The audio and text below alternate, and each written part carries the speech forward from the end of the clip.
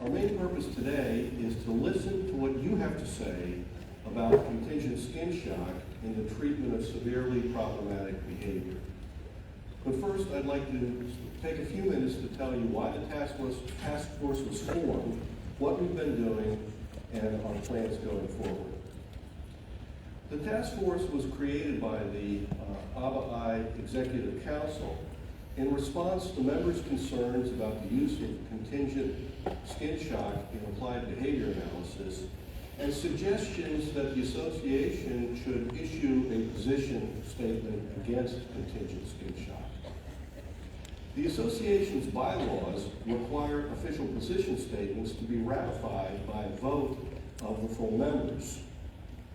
The council's practice has been to create a task force to study the issue and make a recommendation about whether a position statement is warranted and possibly assist with drafting a statement for the members' consideration. As of today, the association has not taken a position and cannot take a position regarding contingent skin shock. We've become aware of some basic misunderstandings that I should clear up. The task force was not involved in a disagreement between the leaders of the Convention Program Committee and the Executive Council about submissions related to contingent skin shock. And the task force did not review the submissions to decide which ones should be accepted.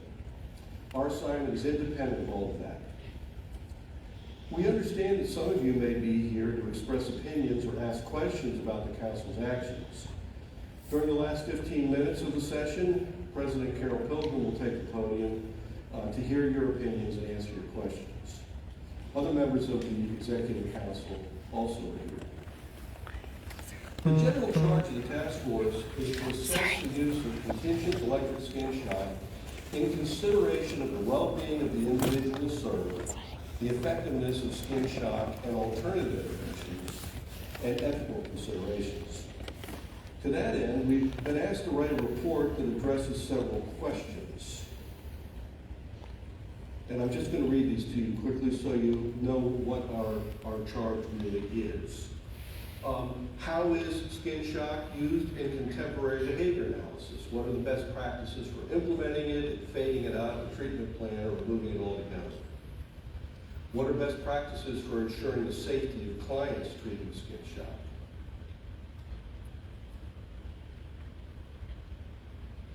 For the type of behavior that's treated with skin shock and the conditions under which the behavior occurs, what alternatives are available?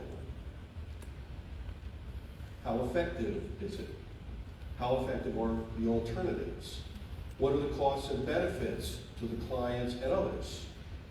What are the costs and benefits of the alternatives? What ethical issues are raised by skin shock that distinguish it from the alternatives? And how are the ethical issues raised by skin shock addressed in contemporary behavior analysis? So I don't know that we can promise that we will be able to give definitive answers to these questions, but these are the questions we will try to address when we submit our report. Now, here's what we're doing to answer these questions. The obvious steps include reviews of the literature, government records, and your guidance. These constitute the foundation of the work. I'd also like to call your attention to this last part. We scheduled a visit to the Judge Rotenberg Center in late July. Glenda Crooks, the executive director of the center, has promised us direct access to their court records, clinical records, clients, and therapists. We also will meet with families of clients who are receiving contingent skin shock as part of their treatment. We're scheduled to spend 2 full days at the center so we can do a deep dive into the center's methods of assessment and treatment. Now, our charge does not mention the center specifically, and our job is not to evaluate the center as an institution. Still, the center is where skin shock is incorporated into the treatment plan of some individuals. To understand the contemporary use of skin shock, we have to study the methods and outcomes there. We've been accepting input from the ABAI members since February, And as of May 17th, we received almost 90 comments. Some commentators misunderstand the purpose of the task force. We are not charged with addressing the challenges to applied behavior analysis raised by the neurodiversity advocates. We understand the importance of this. It is a pivotal issue for our field.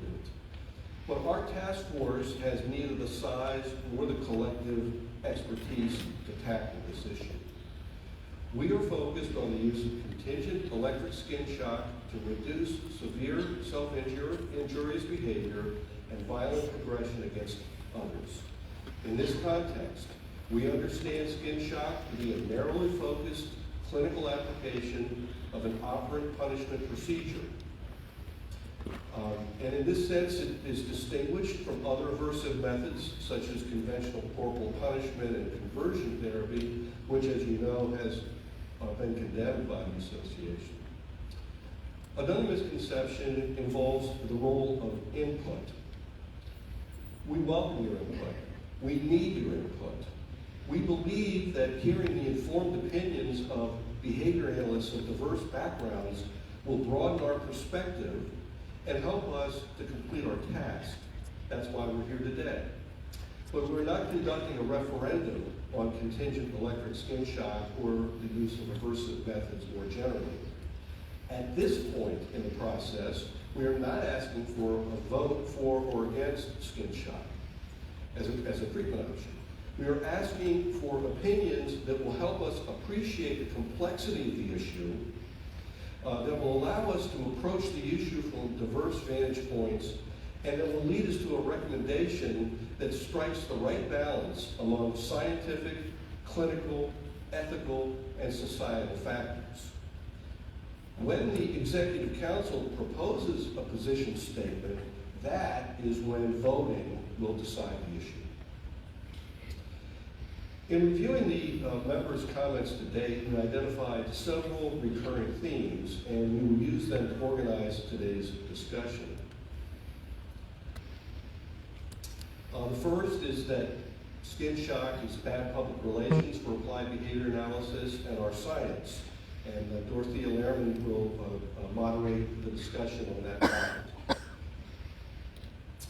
Next, the science behind skin shock is faulty compared to modern function reinforcement-based treatments. I will moderate that discussion. I think moderations may consist of calling on who's ever at the microphone to say something. Skin shock is immoral. It's torture. It is torture and should be banned regardless of evidence of its efficacy. Dean Williams will handle that one. And then finally, skin shock should not be banned, but used only as a last resort. And Stephanie Peterson will handle that. So, without further ado, here's Dorothea Lehrman.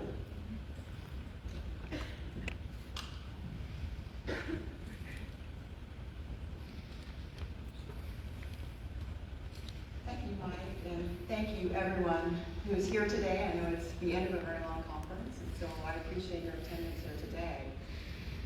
So as Mike said, one of the themes was really looking at the social validity of skin shock, and that it has poor social validity among the majority of people, and because of that, hurts our field's reputation and may lead people to not seek out ABA therapy when it could be really beneficial for them. And so I welcome any input or comments related to that theme. I believe the microphones are there's one here.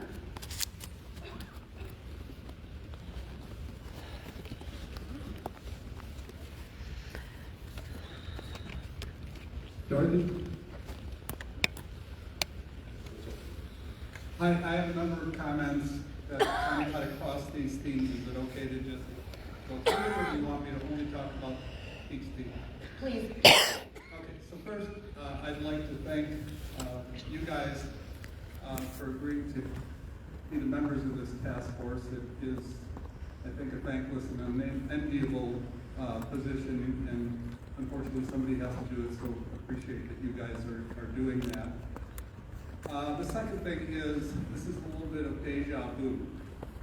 In 1989, after about 10 months of work, the NIH did a consensus conference on the treatment of destructive behavior in persons with intellectual disability, and it was in part motivated by a social political movement to ban all forms of punishment.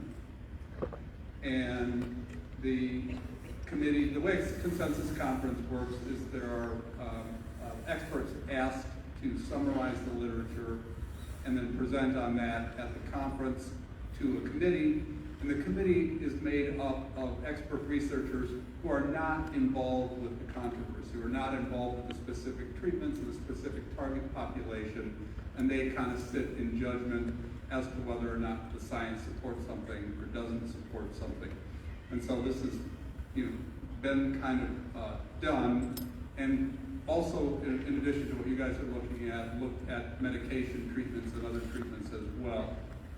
And what came out of that was an excellent document on the current state of the knowledge and literature that hardly anybody read.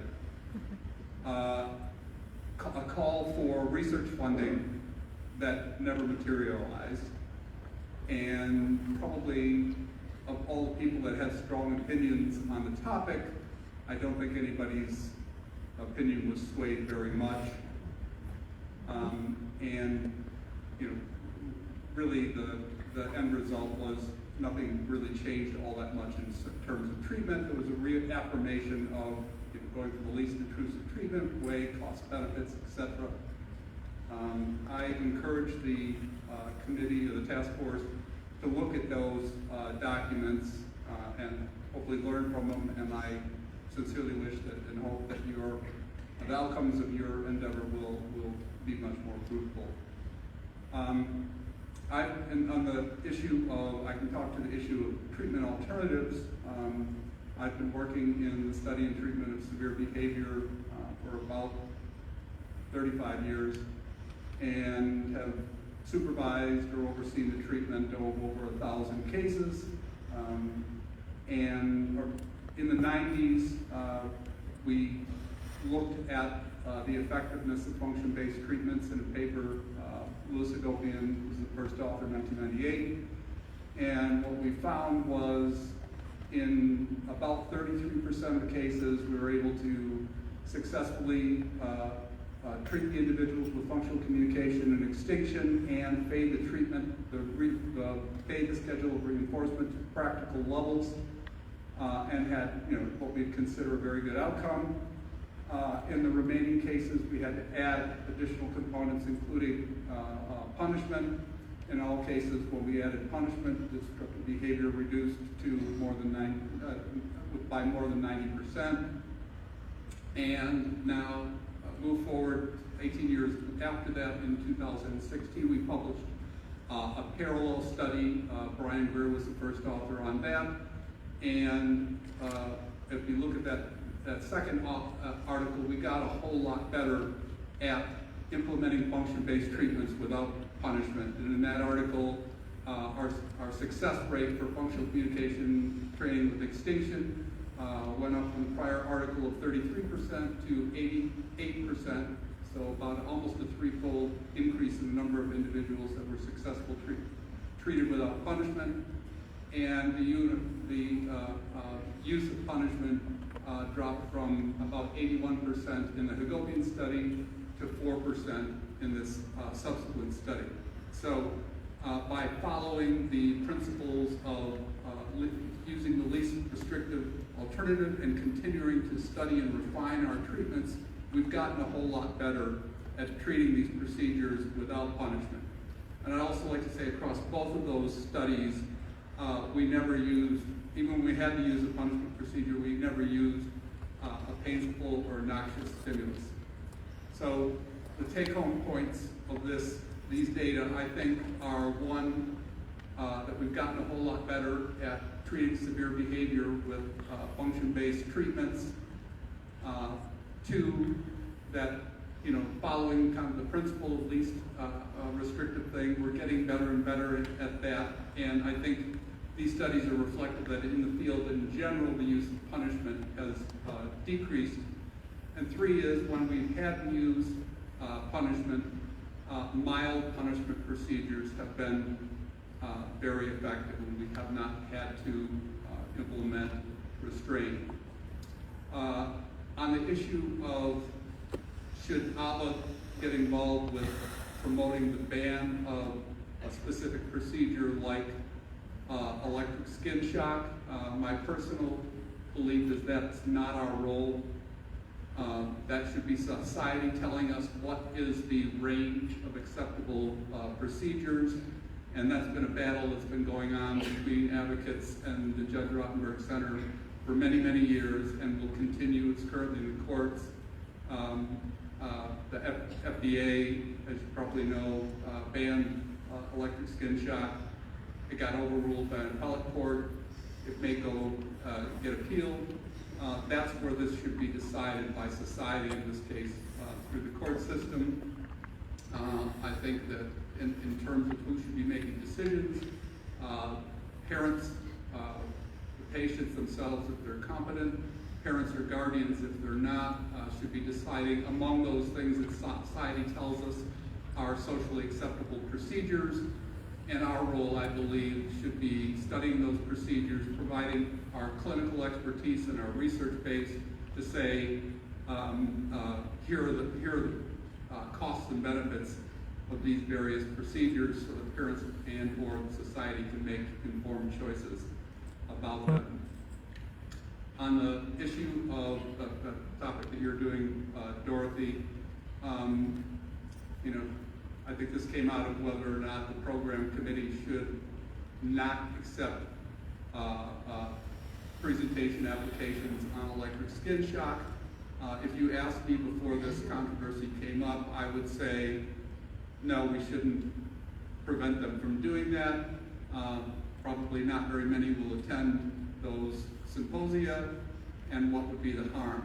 Now, after this controversy has arisen, I've somewhat changed my mind and rethought about that.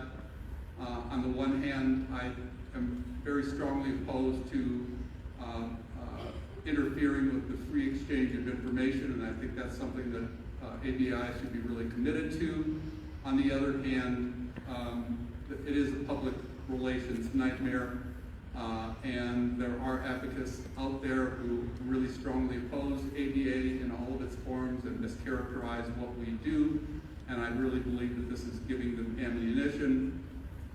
And I don't think I have a very good solution. I have one thought for consideration, and that would be maybe we ought to set the bar really high for controversial topics such as this, and say that in order for a presentation application to be accepted, we should consider that they have to really bring some new research or some new information such that we will only have these things occurring when there's something really new and different and important to be said. I think at this conference there have been many really important topics covered, and I believe that this particular topic has really overshadowed that. So I wish you all the best in this activity, and those are my thoughts. Thank you.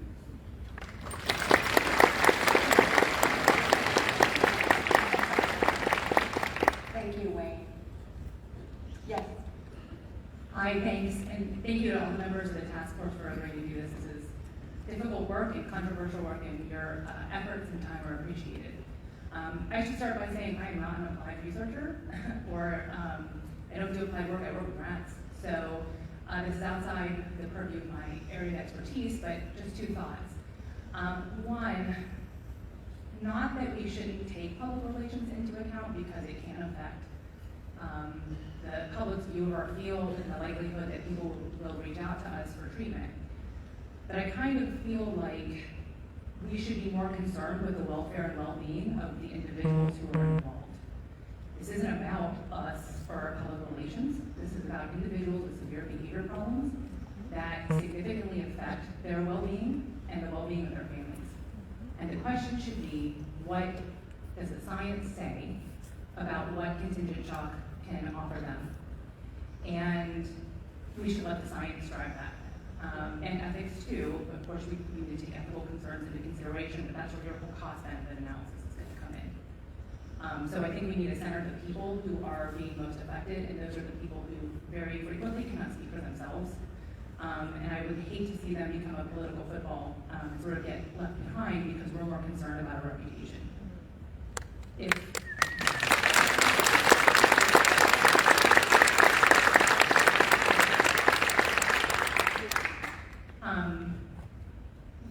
Related to that, why are we here if we are not committed to helping those among us who need the most help, right? What is the point of our field if we cannot help people who have the most need and have the most severe behavior problems? So we need to be focused on that.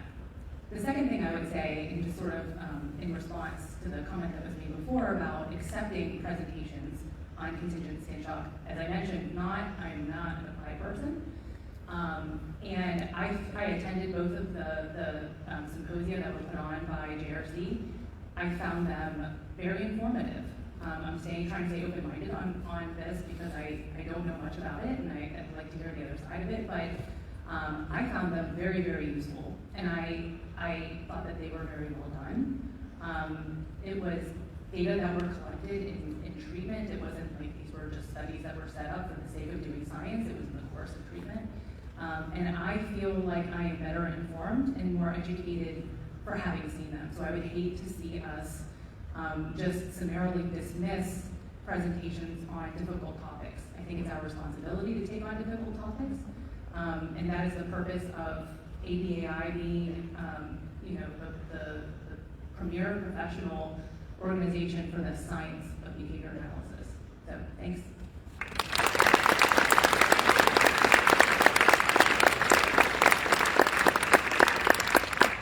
Thank you very much. We have 1 minute and 25 seconds left for my section. Yes. Okay, I will try to be quick. Hi, I'm a former client of ABA. I am now a provider. I'm an RBT. I'm going to stick to that one. So, one thing I struggle with being in the autism community is that I'm a traitor for being also an RBT. And that's hard. Oh, sorry. So I think to a degree we do need to take into consideration the public relations aspect because, first of all, funding. If people don't like us, we're not going to be able to get the funding that we need to do the research. We aren't going to be able to expand the treatment availability that we have.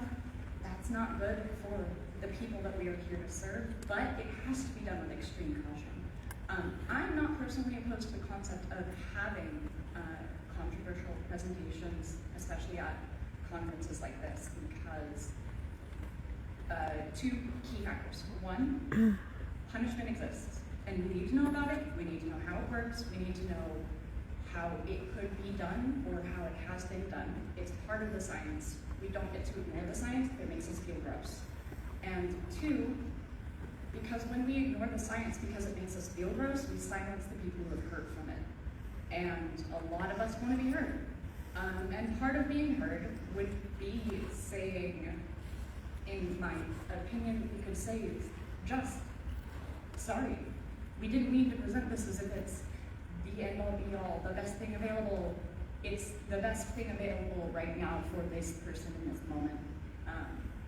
And saying, we don't want this to be the goal, but we do have to recognize that it is an option, I think would be part of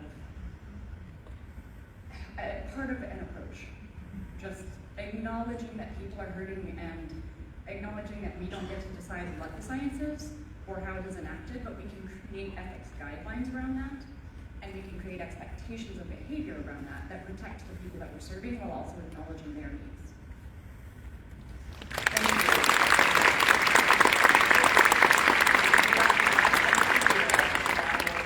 Pass it to Mike now.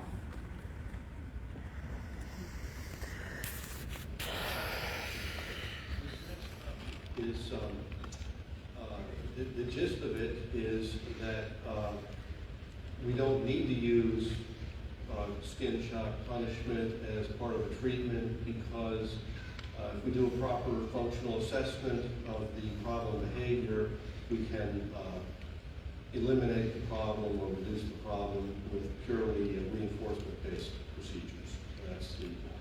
That's the issue that's captured by this theme.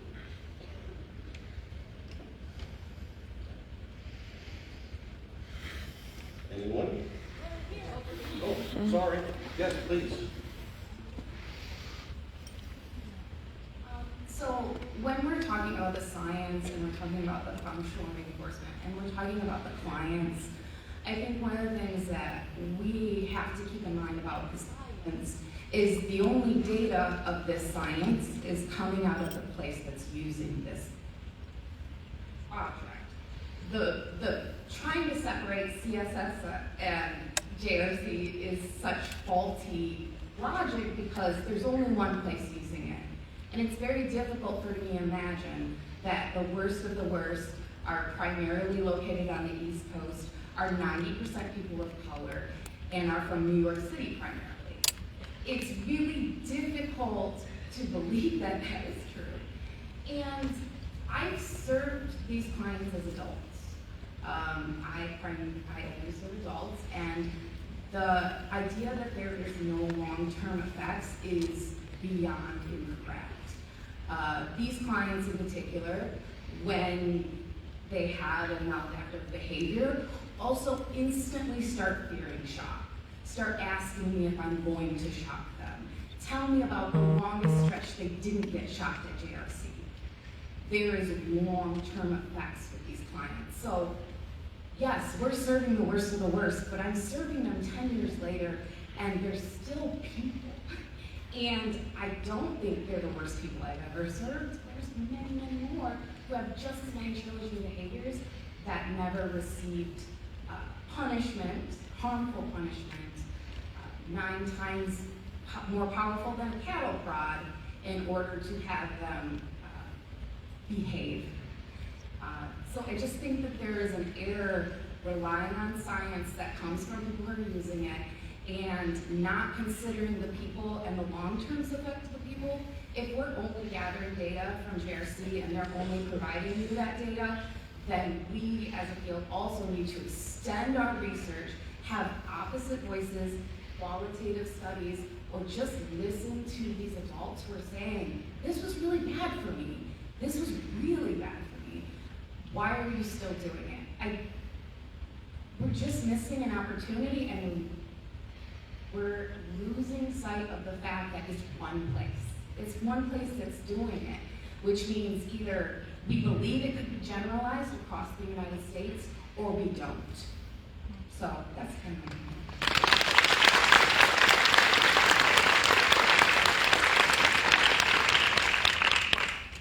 So mine is very similar, I think, following up to the previous person.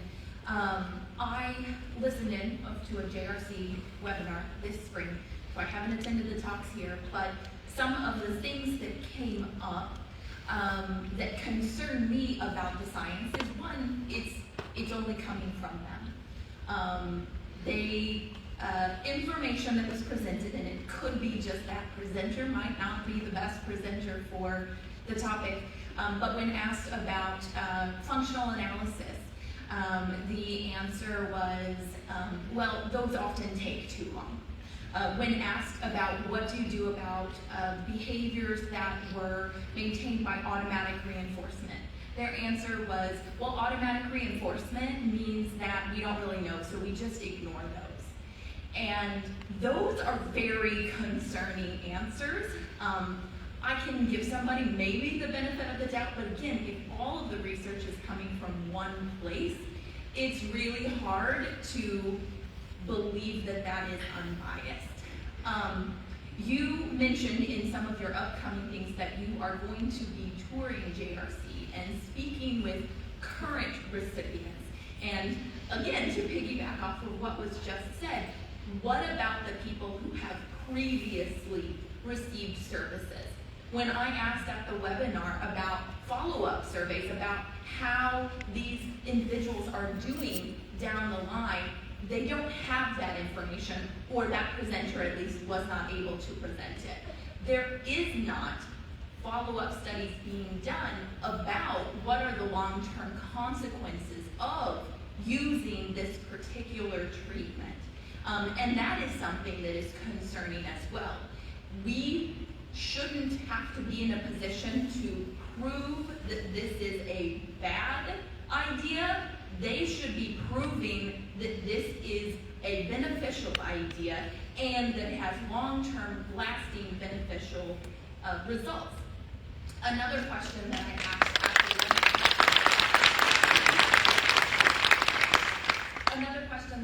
about the webinar was about fading out the use of contingent shock.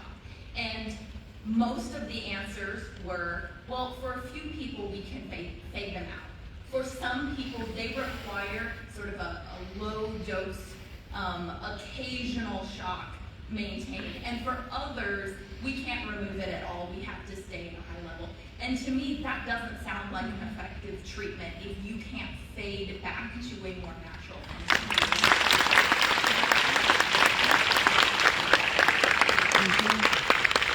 Thank you. Can everybody hear me? Okay, wonderful. I'm super autistic. Hello.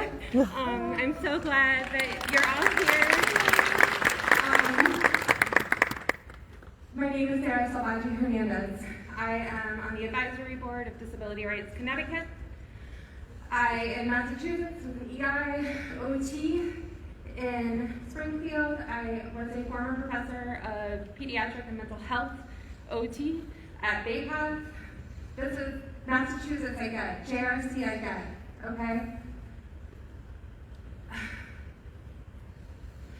I do not agree with this, and I know your science.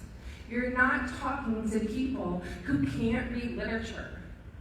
You're talking to people who understand. I literally taught a research class. It's poor science. And who are you all if you cannot call out your own profession? This is your profession. And I work with you. I work with you. I have been a therapeutic foster parent for the state of Connecticut for 20 years. For the last 10 years, I've taken on speakers. ABA has been in my home. I am one of those neurodiversity advocates. Don't diminish us. It hurts. And what the neurology says is that when we experience pain greater than neurotypical brains. Please stop. 1. 2, science requires that the people who, so number 1, evidence-based literature, right? Clinical expertise, and also the perspectives of the people who are involved. I would like to just acknowledge the perspectives of one of the people involved. Her name is Jennifer. She has my heart because I'm a fellow pianist. And this is what she said to Bob Worsham. I don't know if you're here. Thank you for asking Jennifer what her experience was. In other words, to answer your questions, Brandon, they figure out everything you love and hold dear and hold it hostage until you comply with their every behavioral expectation and command. They even took communication with my family away. I had to earn phone calls and visits, which were then highly monitored. If I tried to tell my family what was happening, I had to hang up the phone. I had to also earn to take a shower, not on the 4-point board, where staff stripped off my clothes and washed me and touched me everywhere while men were watching on camera. How do I know they were watching? Because they would call and tell the staff to shock me for my screams of terror. JRC is a torture chamber. hidden as some sort of theme park for the disabled. This is a survivor, and I just want to say one thing. Number one, y'all don't know who I am probably, but I was the first openly autistic person elected to government, all right? On June 11th, I am hosting a march at a protest at JRC. I invite you all to come. My intention is to come together as community. I don't want to fight with you. I don't. Please join us, listen to us, work with us. Allow us the grace for consent. Thank you.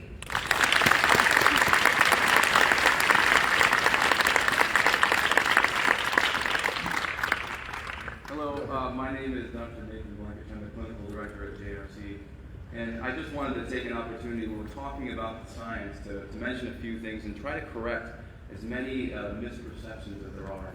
Now, I've heard just recently people were saying that the GED was a very powerful stimulus, more powerful than a cattle prod or more powerful than ECT. Folks, that is completely false. This is a known measurable stimulus that the actual amount of energy is 1/100th of that of a taser. It's DC current. It only goes through the surface of the skin. It doesn't go through the chest or through the brain. A very small amount of energy is delivered. I also heard someone say that this was used primarily on people of color, which is a completely false statement.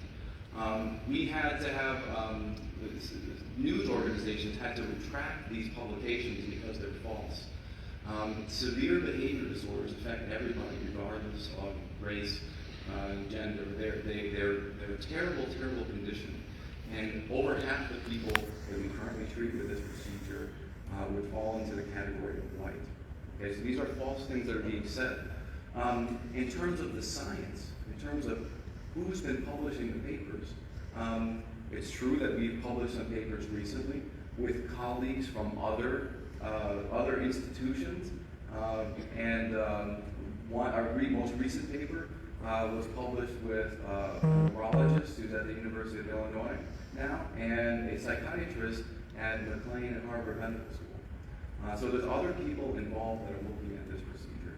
And if you examine the research literature, it's not just JRC who has been publishing. There's a wide range of authors throughout the decades from different institutions using different stimulus devices.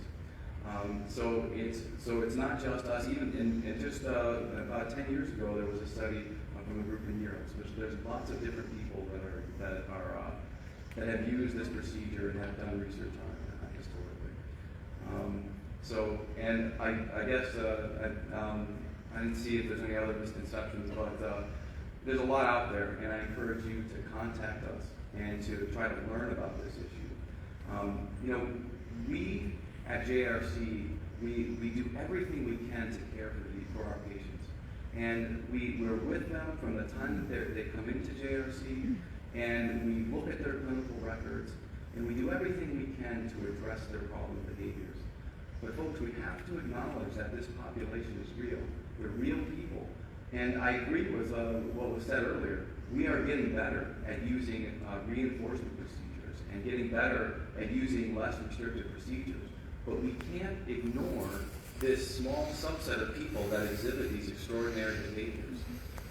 We have people that have blinded themselves. We have people that have been restrained 5,000 times, at least during the course of their lifetime. People who are trapped in a non-functional repertoire of behavior. They can't go home. They're on massive doses of psychopharmacological agents. Some of them can barely stand when they're admitted. These are horrendous conditions. And I know it's controversial. I want to just go back to the first point. I know it's maybe a little off topic, but I know it's controversial. I know a lot of people in behavior analysis work in early autism intervention. But folks, we have to put the needs of individual patients first. And if we start putting the need, if we start doing something other than that, I fear we're going to have a problem. So those are my initial comments. Thanks.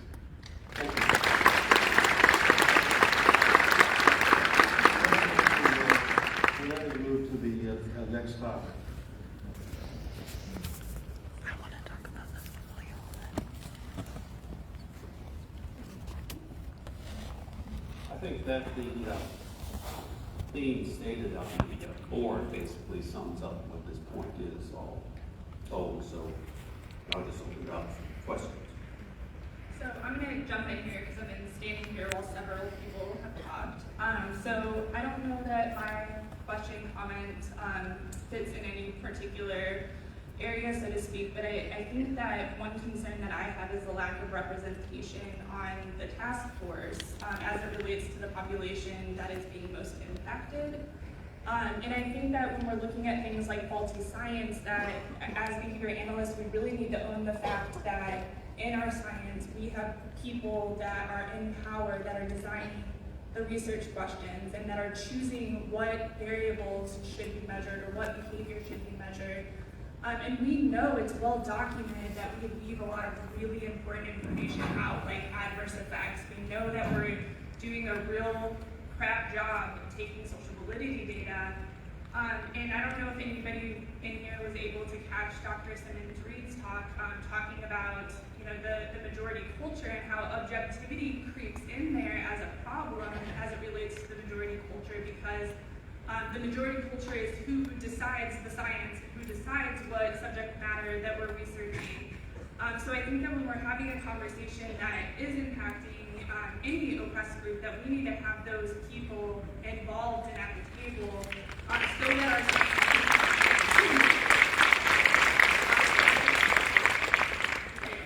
I would love to hear what ideas that the task force has, to address that and to make sure that we have not the, most elite and the most sciencey, but the people that are directly impacted, because it's not our job to decide what's best for oppressed group. It's that community that should be doing so.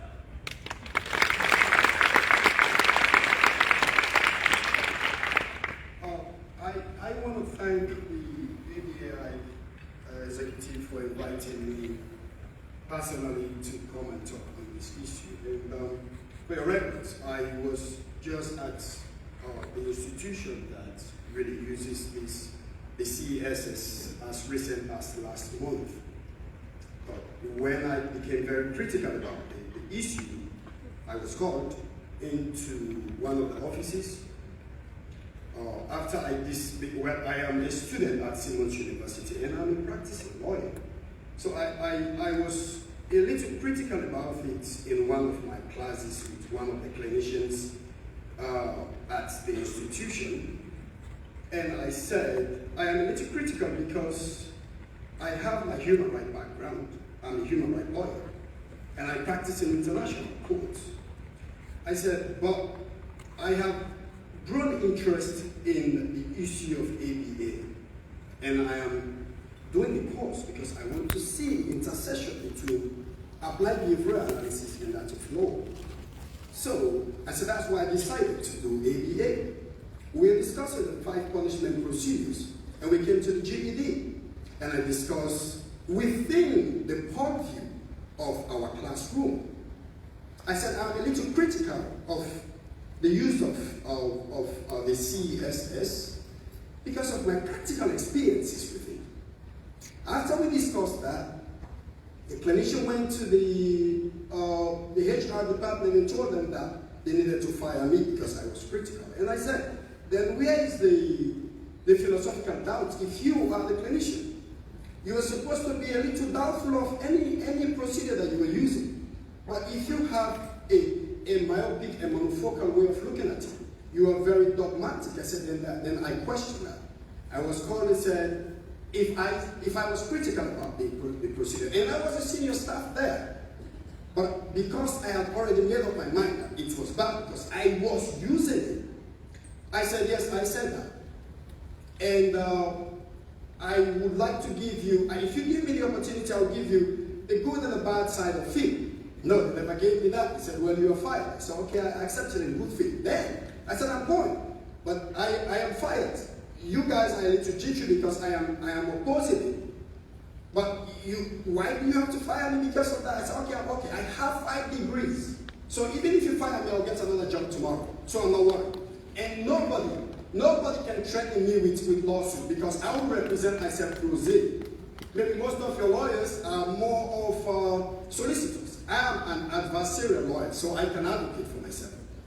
So one thing I have to tell you, the whole thing of this GED, I was there and I used it, and I started becoming very critical about it. Why? Because I sat in that classroom as a senior staff there. I was not part of the use of the GED. I spent 5 to 6, almost 6 years, 5 years or 9 months there. I sat in one of those rooms for 2 years where the GED was being administered. I was just using my logical mind to look at what was happening. I will see clients C. I'm not giving its no names because of HIPAA. I'm very conscious of that. So I said, client C is being shot because he left his seat to seat B. Client C is being shot because he touched electrical. Client C is being shot because this staff does not like him. I said, no, I can't be part of this. And I started questioning it. So I have a lot to say, but I just want to go through a few lists why I think I don't like it, and I don't think it has not been proven scientific. Well, maybe the institution. I'm still using the institution because of obvious reasons. Maybe they're going to sue me after this because that's what they've been trying to do. But nobody can try me. I'm very bad to test it. So, one of the things that I'm against the use of the CESS in this institution is one, they don't have the staffing. They don't. They can never have the staffing. I'm sorry, but this isn't we're not really talking about JRC's procedures. We're talking about its ethics of shop. So the company that Is there any way that you can separate it? I don't know what's the separation. But if you guys don't want to talk about it, I can take back my seat. You guys want to talk about it? keep talking. So, I have 10 points that I just want to mention quickly. That I think are against the whole use of this whole thing. One thing that you have to take into cognizance is that some of these kids are being shot because of minor behaviors, not all major behaviors. Because there was a time that I even proposed another option to the use of CESS. I'm in the final year of my ABA program, and I'm in the final semester. So I know all these basic things about ABA now, piled up with my law. So I'm not new to it. I said, if we are using CESS, and you see the despair, the anguish, and the fear in this person's eyes, running away just because you stood up, I said, this is not right. I said, because the parents are being lied to, and I was part of the institution. Everything that the ABAI is going to go there to see is going to be staged. I'll tell you that. I'll tell you. When I went on the website to check the verdict, because I was very much interested in the verdict, I wanted to see if there was anybody of the judges that departed from the decision. But I couldn't really see much, so I went and I saw something that this institution wrote. They themselves wrote this. You can conclude for yourself. Some of the effects of the use of the CESS: nervousness, teasing, muscles, during the period between the occurrence of the behavior and the occurrence of the program consequence, escape responses, and short-term or long-term collateral effects, including nightmares, intrusive thoughts, avoidance behaviors, external responses, mistrust, depression, flashbacks of panic and rage, anger, hypervigilance, and intensity to fatigue or pain. These are all true. I saw these things to my eye. They happen to people who were repeatedly shot. And I felt it because I used to have somebody who had like intellectual disability. This is what in fact drove me into this field. I wanted to see. When I sat in a room and they were showing, mind you, have worked for this institution for 5 years, almost 6 years. So, and position, I was paid. But I was ready to put it all on the line. And I have so much to say, but I don't want to monopolize the podium. But again, I'm here. I know maybe after this, lawyers are going to come after me to say they're going to sue me. And I'm not going to take any lawyer. I'll represent myself, Rosie.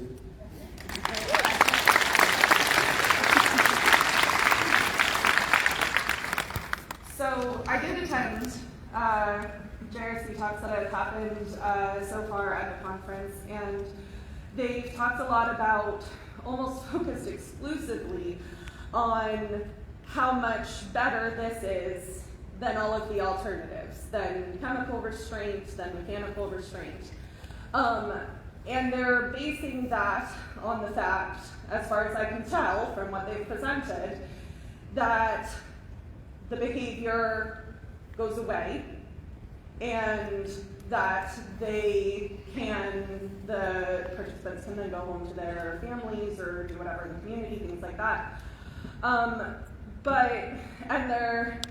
they're making that comparison and saying that those other options, restraints and everything else, have these awful effects that we're avoiding by using shock, and that they repeatedly said there are none to little side effects, physical side effects from shock.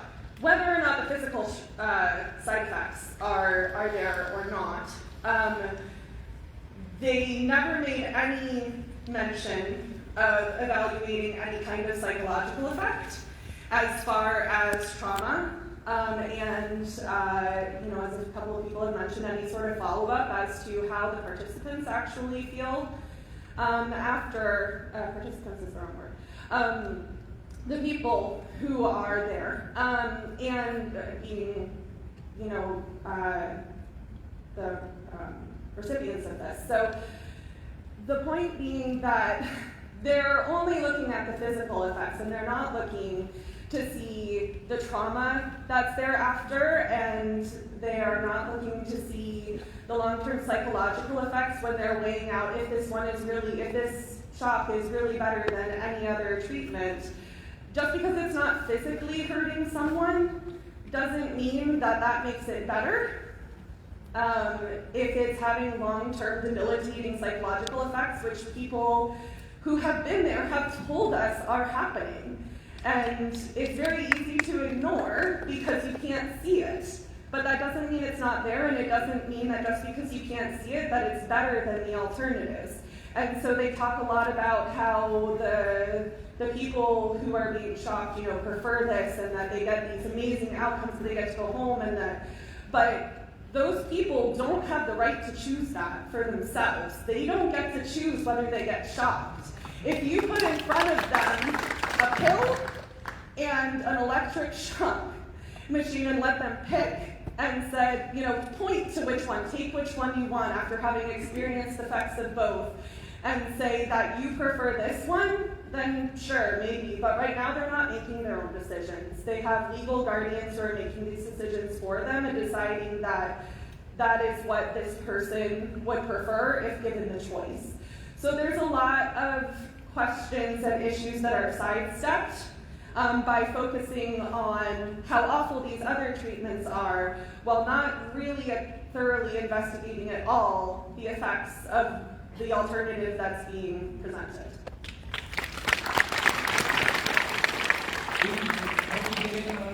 This conversation. My name is Jack Scott. I'm a board certified behavior analyst, and I'm also on the governing board of the Autism Society of America. I'm not speaking on behalf of the Autism Society of America, but I can tell you that this is an area of great concern to our membership, and it is an area of great concern to many parents who are being given incorrect information. And much of the turbocharging on that comes from the self-advocates who can cite the JRC as a source of torture and very extreme, painful treatment. I would like to make a brief statement from Bear, Wolf, and Risley, 1987. And like many of us, I hope we regard their 1968 article, which established the field, arguably, and their 87 article, which helped to modernize it, and bringing it up to that time. But the statement from them on this. Fortunately, at least one second measure of effectiveness is beginning to become routine: social validity. I think this speaks to the last 9 words of theme 3, which is the extent to which all of the consumers of an intervention like it is the term that was used by these authors. Like it meaning the goals, targets, effects, procedures, and personnel. The point of social validity measures is to predict and thus avoid rejection of an intervention, especially when it is disseminated. If an intervention is socially invalid, we're seeing multiple evidences of the lack of social validity of the treatments under consideration. If an intervention is socially invalid, it can hardly be effective, even if it changes its target behaviors thoroughly and with an otherwise excellent cost-benefit ratio. Social validity is not sufficient for effectiveness, but it is necessary to effectiveness. To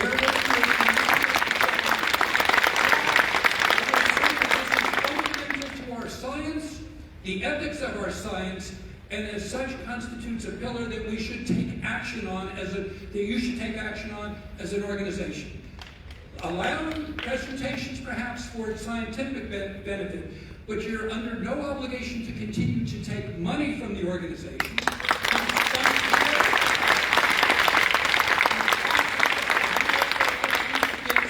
But money of any sort should not flow, nor should they be allowed as vendors, as is the case for many other similar social service agencies. The Council for Exceptional Children will not accept them. The Autism Society was not accepting them years ago when they were doing conferences, and many other similar organizations. We do not have an obligation to do this, in my mind, and I would think this is something within the purview of the organization leadership to make some steps to show that there is some distance and come apart from the embrace that ABAI has had with the Judge Rottenberg Center over these many, many years. Thank you very much.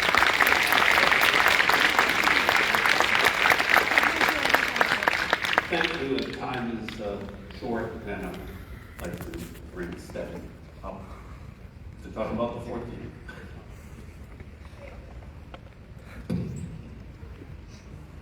Hello. So another thing that arose out of our review of the comments that have been provided so far on the task force website was that electric shock should not be completely banned, but rather some individuals expressed that contingent electric skin shock might be warranted in some specific situations and under careful oversight.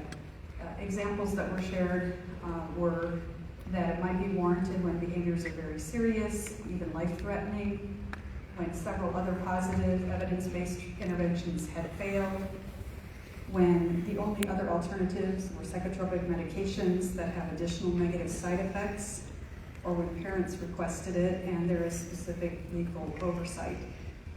It should be noted that those who expressed this sentiment simultaneously expressed regret that our science hasn't produced effective treatments for such individuals, and that more study is required to further lessen and or eliminate the need for positive punishment procedures such as contingent electric skin shock. So I'd like to now open the floor to commentary on this one, and just 2 caveats. It's pretty hard to see you guys at the mic because I've got like 4 big suns shining in my eyes from those spotlights, so forgive me if I don't see you. And also, as time is running short, just a reminder that if you don't get a chance to share your views today, or you've chosen not to come to the microphone, there is a spot on ABAI's website where you can write your comments, and we encourage you to share those with us in that format. So I'm going to start over here with the first individual at the mic, and then I'll come to here and then we'll cycle back. Please. I'll be very brief to allow others to speak. I've had the opportunity to attend a lot of really excellent talks over the course of the conference from our colleagues who work with relational strength theory, and they talk a lot about hierarchical entailment.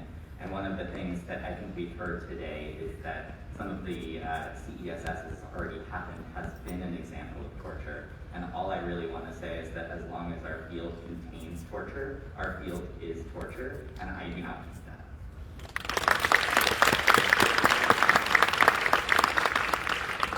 I'm the director of the Severe Behavior Programs in Marcus Autism Center, where we have a variety of services that kind of span treating severe and mild challenging behaviors.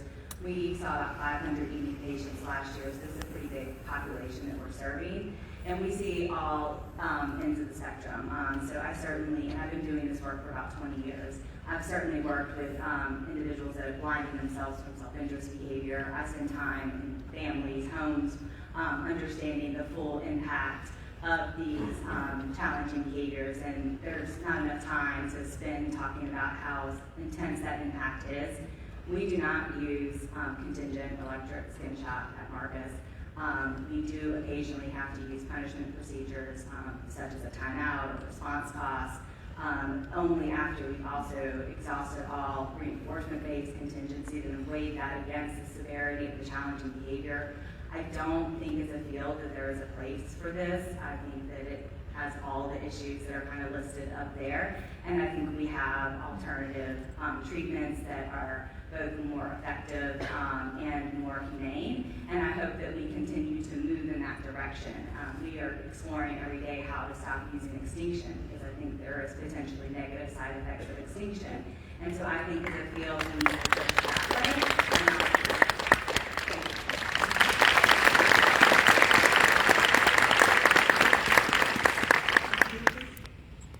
I'll just take a second to thank everybody who's been sharing their unique perspectives on a very controversial topic. And thank you for being vulnerable and letting your stories be heard as well. I, like Dr.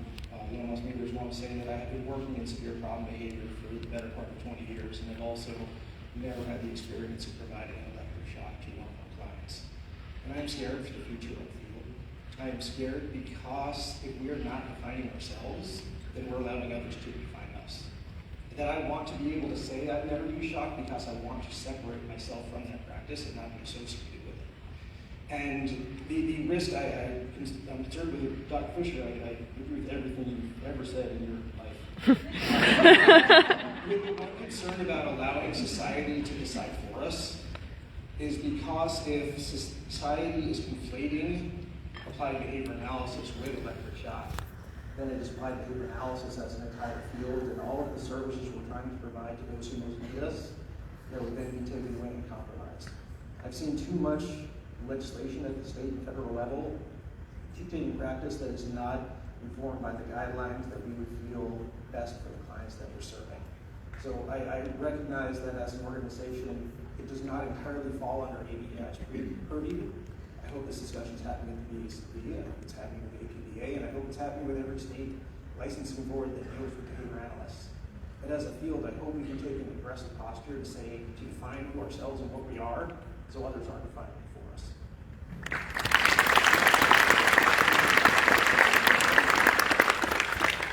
Hi everyone, I'm Mary Jane Weiss. I've been practicing behavior analysis for 38 years, and I've never been this worried about our field, something I've shared in a couple of talks this weekend. I do want to start with my gratitude to all of you. Someone said it was a thankless job. I can't imagine how challenging it is for all of you, and I am grateful that you're helping to start us on this dialogue. Like the person who just spoke before, I've never used skin shock, 38 years. I've never known anyone. I don't have a single colleague, past or present, who has, and I know thousands of behavior analysts. The fact that we are spending so much of our time discussing this is bizarre. I feel like I'm swimming through a really muddy river where it's really obscure and hard to see, and I think it's because we have more than one issue. I can see at least 4 issues. They're not all the purview of your task force, but they all need to be dealt with. One of them is contingent skin shock, and we absolutely do need a position statement on that. Another one is JRC, because of how much it's defining the public perception of our field. Another one is listening to the neurodivergent community and building bridges and hearing the stories and concerns of the autistic community. And the last one, and I say this with complete respect and hope, but you need to know from a PR perspective, is ABAI's relationship with the JRC. And I truly feel that every one of those issues is compelling and is part of this problem. This has been a dark time for us. This has been a heavy conference. But I love our science. I'm surrounded by colleagues who stand for humane and compassionate ABA. I think we can get through this, but I really appreciate the opportunity and the dialogue, and I think we have a lot of hard conversations ahead. Thank you.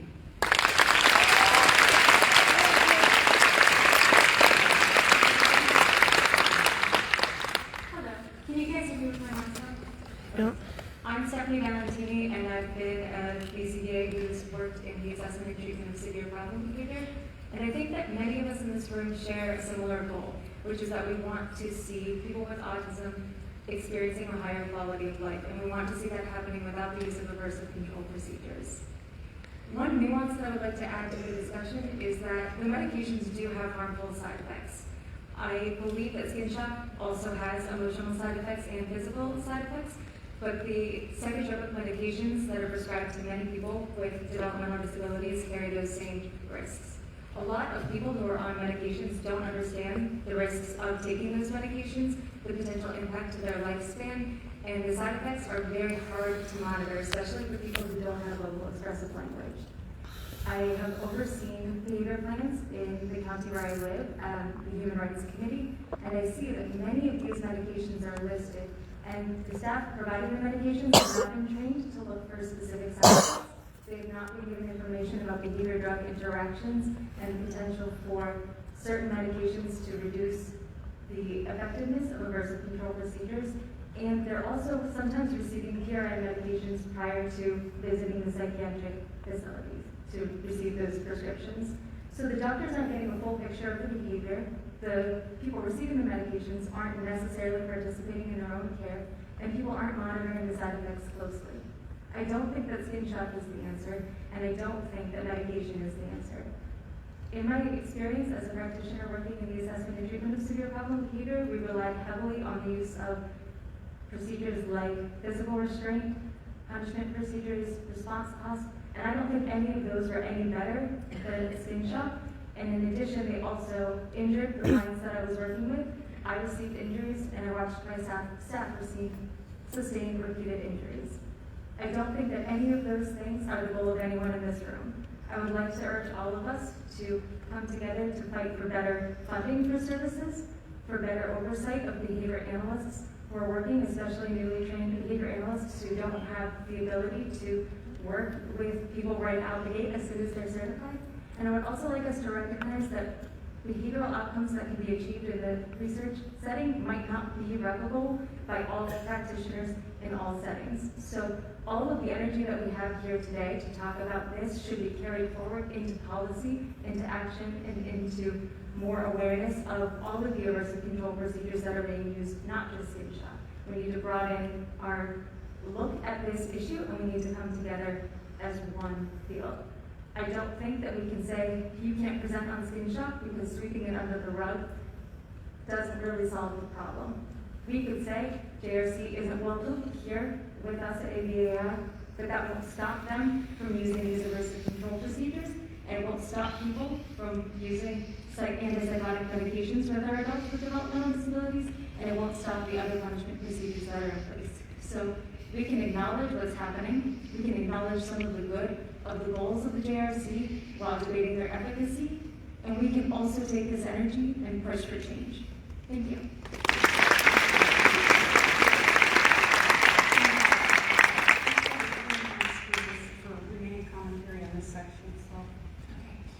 So in 1991, I entered my first job as an adult at age 19 into an institution for adults mostly with intellectual disabilities. And at that time, we were using a variety of sensory punishments, one of which was the cycles. There was hot sauce in your mouth if you spit, and there was water mist sprayed into your face, that we did. And I mean, the staff were by and large very loving and well-intentioned. And yet, there was this fear that if we don't use these punishments, then these behaviors are going to go out of control. But what we also saw, and what everyone in this room knows, is that punishment is reinforcing to the punisher, and people who are delivering those punishers aren't necessarily always going to be trained to the level of what we're going to achieve in a research setting. And so, as Department of Justice becomes involved and starts issuing agreed orders across our state that all of the facilities were required to follow, we didn't have a choice. It was told to us, you will stop doing these things, or you will at least have these very strict protocols and be able to show and prove everything that you've done and tried before you got here. And guess what? All of those fears that these behaviors were going to go through the roof if we can't use sensory punishments didn't pan out to be true at all. And so one of the things that I would really ask of the task, you're not a task analysis, but you know who you are, is that when you're thinking about what the research says, that you think about it, going into an applied setting, but also not just the effect on the behavior of the person who's receiving the shock, but the effect of the behavior of the person who's delivering the shock. This is a very important issue. The things that we're hearing about using those shocks for these lower level behaviors are extremely disturbing, and we have to consider that, I believe, as we make these decisions. So thank you. One minute before I need to transition to Dr. Pilgrim. So. Okay, I'm going to agree. I first wanted to start off by asking everyone in the room if they have watched the videos or if they have read the stories from survivors. Okay, so because we should all be doing that, right, to have that baseline knowledge. My second point is that I personally know that fear and pain has been used to oppress people in this country and in this globe for a very long time, and it is very effective. And it's a very easy way to oppress people. And I personally don't want to be a part of an organization or a field that is using that to oppress people, whether or not the science says it's working.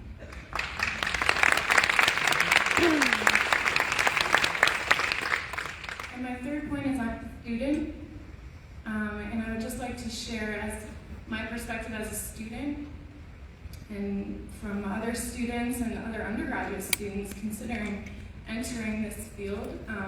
I don't want to be a part of an organization that supports this, and I will not be a part of an organization that supports this.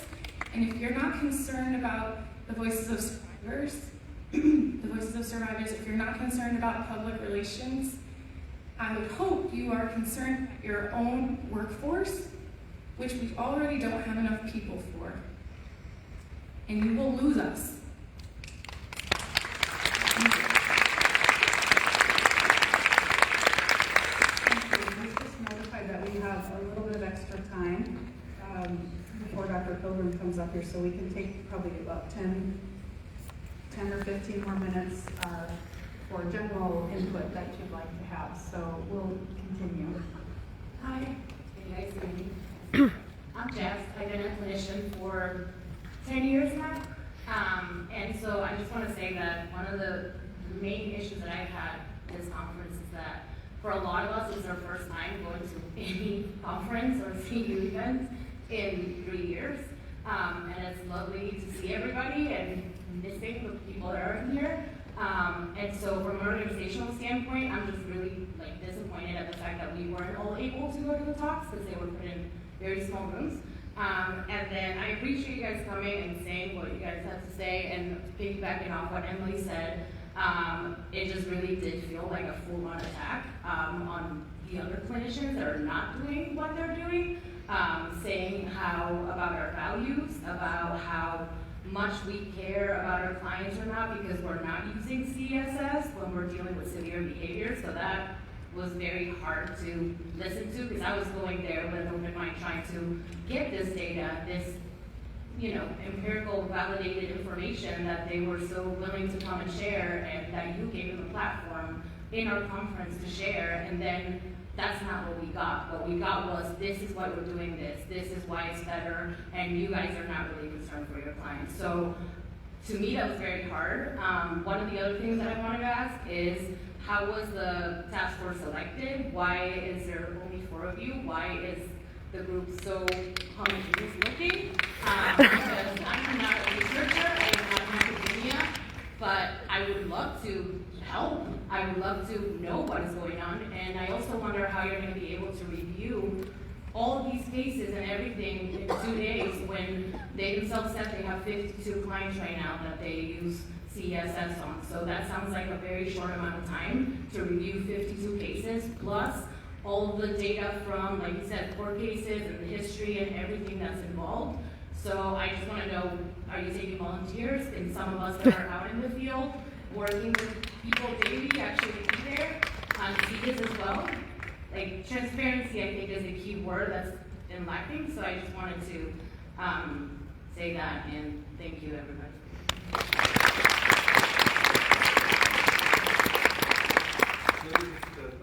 Try to answer some of your questions. You're right, it would probably be impossible to look at every court record or every clinical case. We are going to use a kind of a stratified random sample. We, the task force, will select the cases that we look at. They will not be selected by the JRC. They won't be able to cherry pick anything. We will select the cases that we look at. With regard to size, qualifications, and other factors involving the task force, we didn't create the task force. If the executive council created the task force, we're trying to go about answering the questions that have been put to us. So if you want to talk more about that, that would be a question to pose President Pilgrim when she takes the stage. Thank you, Dr. Trump. Okay, over here, please. Hi, I'm a PCBA doctoral candidate. I've been with ABAI as a member for 22 years. I guess my issue is this. It seems to me that ABAI knew that this was going to be a hot topic. I actually obviously haven't formulated my opinion. I'm very well aware of the Judge Rogers Center back when it was BRI, 6 minutes of the whole thing on this back in the 80s. My issue is this. If I'm going to come up with an informed decision, I'd like the opportunity to see the data, to see the presentations that are going to show me whether this is a good thing, a bad thing, or the right thing, the wrong thing. So when you set up a situation where you allow a room that maybe would accept 200 people into it, and many of us can't see it. I mean, there was probably, 300 or 400 of us who were pushed away from a room where we really wanted to see that type of data. You have to, and I was obviously aware that ABAI knew this was going to be a hot topic because they had security guards and police and all different people of ABAI out there. They knew this was going to be an issue, so you can see, based upon the number of people that are interested in this topic, that this is something where if you're going to house an issue that is controversial, you really need to take into account that I'm someone who wants to see the data. I want to know the information.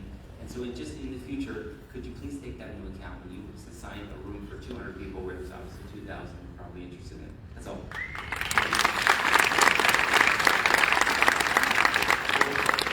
Obviously, we had no control or knowledge about where the presentation would be scheduled, but the executive council was concerned about the fact that people were turned away, and Maria Millard, our CEO, is in the process of having the speakers from the JRC repeat their talks, and they're recording them, and the videos will be posted.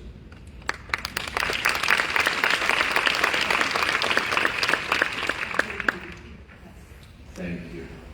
My name is Nick Lather. I'm a behavior analyst practicing in Massachusetts and a clinician at Judge Rosenberg Educational Center. I'm proud to be here and to be part of ABAI, and I'm proud to be a clinician at JRC. To me, this is about individual patients, and to some degree, one has to, I think, accept about those individual patients' families as well, who have spent their lives devoted to caring for their children. People, families from all walks of life, medical doctors, lawyers, clergy, all sorts of people from all walks of life, whose children happen to exhibit some of the most severe, self-injurious and aggressive behaviors that we know of. As a field, could we and should we do better in terms of describing and measuring severe behavior? Yes. But I think we can't stray too far from the point that this is about individual patients. If and when the contingent skin shock treatment is used, it's used only ever with fully informed guardian consent. I can attest that I have worked with legal guardians and families over the course of weeks, months, and years regarding this kind of treatment. And related to that, over the same weeks, months, and years, working very hard day and night to apply and unfortunately eventually rule out less intrusive procedures as effective across the array of available applied behavior analysis technology.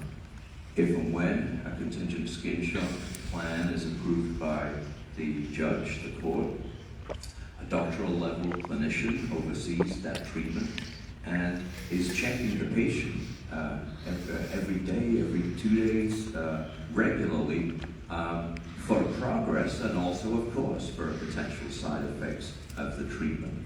And also, unfortunately, for some patients who don't yet have access to the court-approved treatment, sometimes injuries. We have a nursing staff who have to attend to injuries from the patient's self-injury when it's not effectively treated. I was one of the presenters the other day, along with Dr. Nathan Blankish, and I can let you all know that we did complete the recording, so that presentation will be available. And I commend the last speaker for saying he wants to see the data. We want you to see the data. We want you to know the stories of these individuals. And as we presented, Dr. Blankish and I, yesterday, it's not an exaggeration to say that the treatment is life-changing. Individuals who have blinded themselves, removed their own teeth, bitten off body parts of others. These are atypical cases. And I agree, this is extraordinary treatment.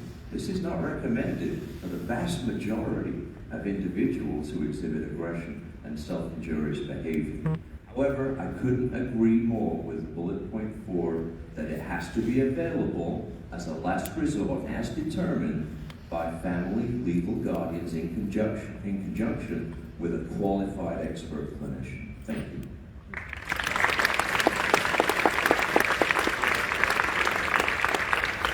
I'm going to pause the questions for a moment here so that we can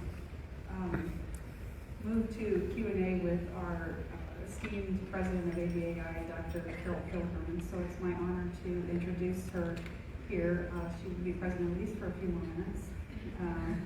And she can address any questions that you have about practices of ABAI related to these issues. And I'd like to thank you for your comments. And please help me welcome Dr. Gerald Pilgrim to this.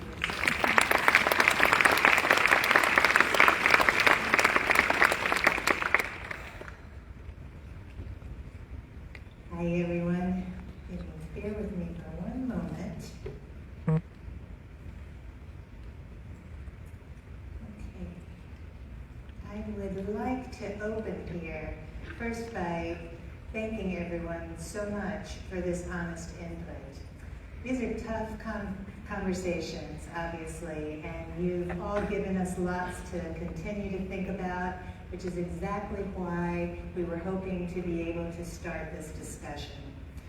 What the ABAI Council had hoped could unfold at the convention this year was a respectful and scholarly discussion of perspectives on a pressing and multi-layered set of issues, and we've started that difficult conversation here today. I know it's been going on for a while, but in this kind of forum, we've begun to do some of the difficult work that's going to be necessary. It's obvious that very strong differences exist. I continue to have an optimism that we can take a reasoned approach forward as a collective membership, and that this is the only way we can proceed as a scholarly scientific organization. Now, the task force asked that the council be present today to wrap up the panel with an opportunity for the audience to address questions about our process outside of the specific task force charge. So I volunteered to take the incoming, but most all of our council members are present here just in case there's a need to address specific issues. I had thought to perhaps ask the council members here to stand for a moment. I don't think I will at this point. I will encourage you, though, to introduce yourself to the council members. We're here to learn, we want to learn, and we can only do that by hearing from you. I think you'll also notice, if you talk with the council members, that not a single one of them has horns or a forked tail. What you have in the council is a group of the most heartfelt, compassionate, and caring individuals that I've ever had the good fortune to work with. You know these people, or at least you know their work. As council members, they volunteer enormous amounts of time, their considerable skills, their varied perspectives, and their painstaking deliberations to the service of our field and this organization. They do not deserve to have their motives maligned on any platform. Now, as a council, we make no pretense to crystal balls or to having any answers. Rather, our decisions must always be and can only be guided by the principles of our science and by the policies of our organization, examined as best we know how. In my experience, histrionics rarely lead to progress. What's needed now is rolled up sleeves and a commitment to the hard work it will take to reach an outcome, even if that hard work includes uncomfortable topics and discussions.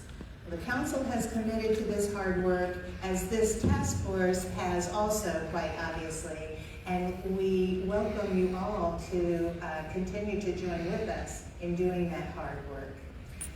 And with those few points to start, I have no formal presentation for today.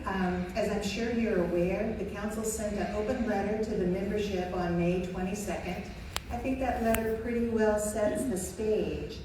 In that letter, we describe the context for actions that we've taken since November with respect to launching the CESS Task Force and scheduling related events for this Boston convention. Our hope with that letter was to provide more complete information about some of the rampant alternative facts. Unfortunately, some of those seem to continue to have proliferated. And so it would hardly be surprising if you're feeling a little confused about what's happened. So if you have questions about our decisions or the process used to reach them, I'll try to address them as best I'm able from now until, the next 13 to 15 minutes. And I am, like Stephanie, having a difficult time being able to see who's at the microphone. This one. Okay, right in the center. Question? Hello? Hi. I came up to speak prior to this particular issue specific to ABAI was the central topic. So perhaps after this 13 minutes is done, I can come back. No, just talk. Just talk. Okay. So to not really, I'm sorry, address this, the reason I cannot speak to this in particular is because I'm not a BCBA or PT or a researcher in field of behavior analysis. I am a speech language pathologist. I'm also an autistic speech language pathologist. And oh man, I have so many thoughts. I guess I want to, regarding JRC and you know what JRC and representatives from JRC are saying, I know there are lawsuits that can kind of go around here, so let's say that what is being reported is regarding, you know, the severity of the shock or lack of severity of the shock, the punishment, that sort of thing, towards these, in order to treat these extremely problematic behaviors. Okay, so let's take that as, let's say that that's the case. There's been a running theme of both representatives from JRC and other people, clinicians, talking about the individual. It's an individual case. Think about the individual. Okay, yes, let's think about the individual here. And I'm not going to be using ABA terminology because that is not the way I've been trained. To be clear, I'm an autistic clinician who's been practicing primarily with autistic population. I've seen clients that have extremely significant problem behaviors and as individuals, and I'm on their team to help them.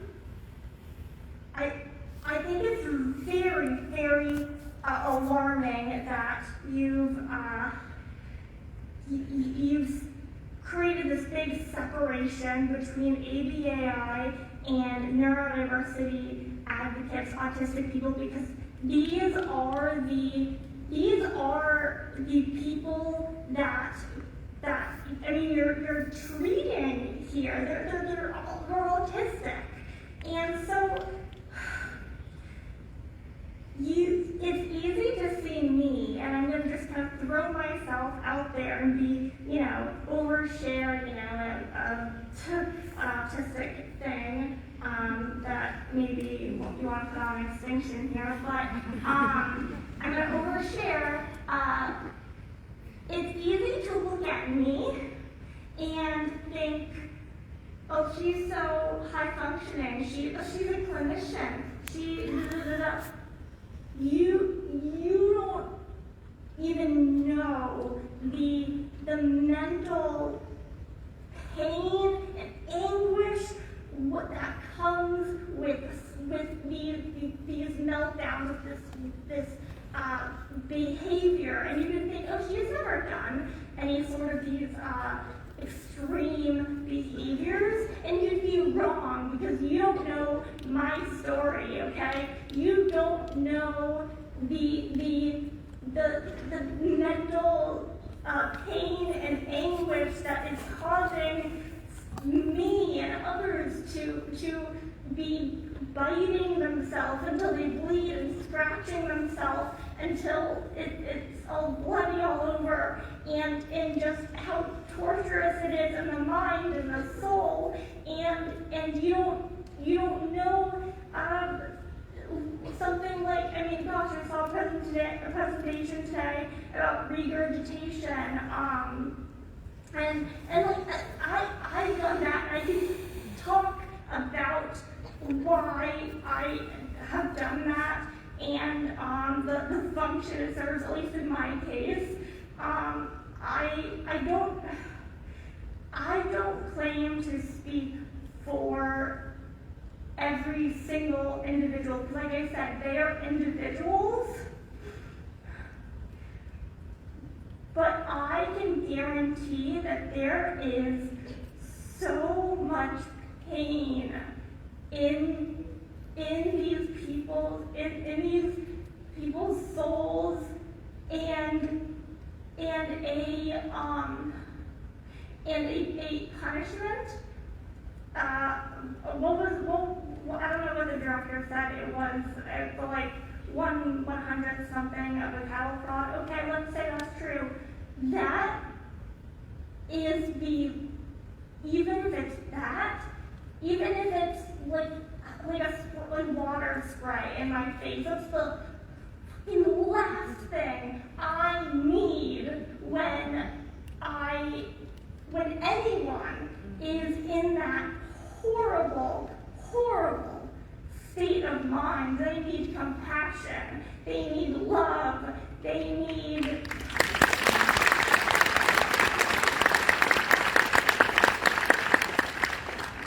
thank you. And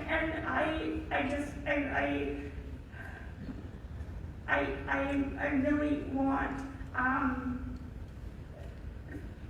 that. I really want this field, there's potential for, abuse in all fields, right? SLP, OT, PT, everything, education. There's potential for bad things to happen. I just really want everyone to be compassionate and to seek to understand deeply those that are going through these extremely problematic behaviors. Thank you.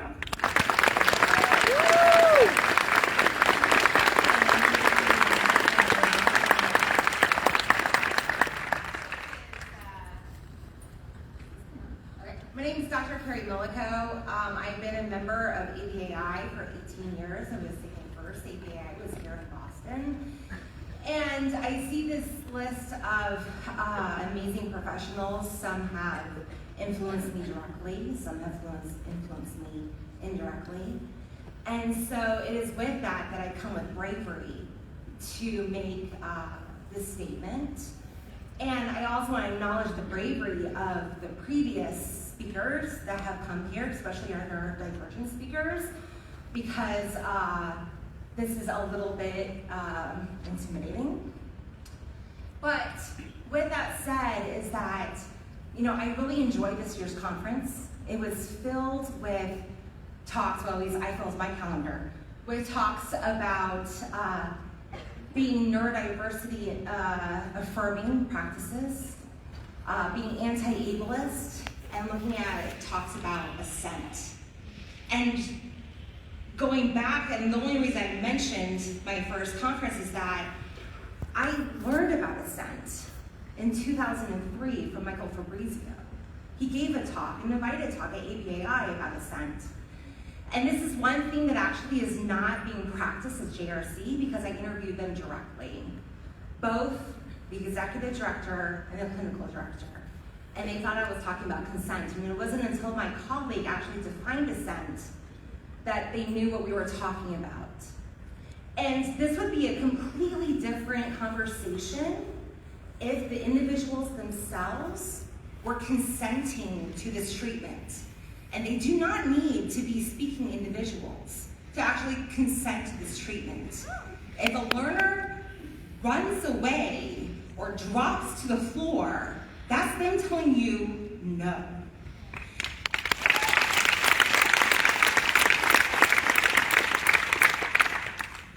So I have like 10 other points like my friend over here had. I am not that equipped to prepare, and I know that we're time sensitive, but for me, that is my main thing, is that if we are leaning towards eliminating human suffering, then we need to acknowledge assent. And if that is not a practice that is happening at this institution, regardless of CESS, right? If assent is not happening, then we are not progressing our field and moving in towards our values. And then just one last thing, sorry, okay, two, but this is my last thing, I won't do time, is that I appreciate the task force and the executive directors of the executive council soliciting input from the members, and being a former leader of a membership organization, I understand how you want to listen to just your members and not necessarily to, everyone in the world. But at the same sense is that I have a lot of colleagues and friends who have discontinued their membership because of this situation. And if any of y'all are Wire fans from HBO, you're kind of juking the stats here. So if you actually expand the input from which you hear from past members, BCBAs, and having some representation of the neurodiversity community who's actually the ones who are impacted by this treatment, represented in the task force. And yes, I know that you were selected and you were not the ones to select, but any of that, I think that we're doing a disservice. Thank you. Because that issue has come up a couple of times, I'd like to remind everyone that this task force is the first step in a process. And so we felt it was a really critical first step to start with the science. And you saw the 6 questions. Addressing those questions is the only charge of this task force at this point. The input that we're gathering now is not an input intended to reflect a vote in any way. And if you know of, help us get the perspectives in, and that's what we want to hear. But there will be follow-up subsequent to this as we decide the next steps, when and how to make them. So this is the beginning point. I'll send them your way. Good. I think we have 2 minutes. There's another very important event right after this that we need to make some space for. So 2 minutes. I think we're back over to the right side at this point. Hi, my name is Pooja Panesar. I'm a BCBA Kenyan. I live and work in Kenya. I have a center in Kenya and Tanzania. It took me 9 years to get my certification because of the challenges. I was the first BCBA in Eastern and Central Africa, and I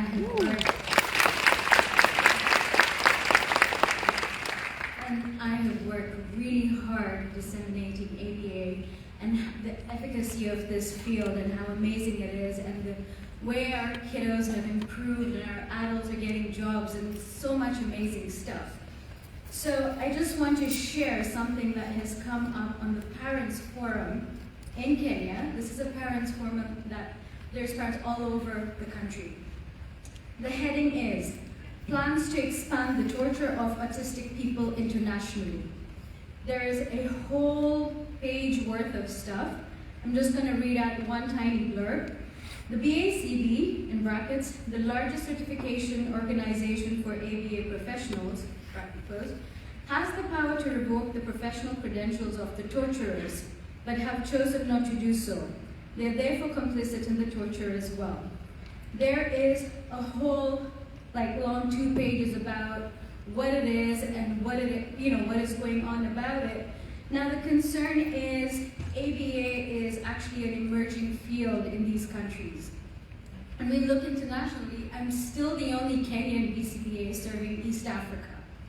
There are some American BCBAs as well who are supporting the field, but if you look at the local market and you look at the local parents and everything, it is an emerging field and it is being tied to the word torture. And they have talked about ABAI in Boston, and I know when I go back, this is something that I'm going to have to answer because I was here as well. So my thing is, what do we say when we go back? Help us bring a positive light on ABA. Guide us on how to navigate these international challenges as well, because this is not an American issue anymore, it's global. Thank you.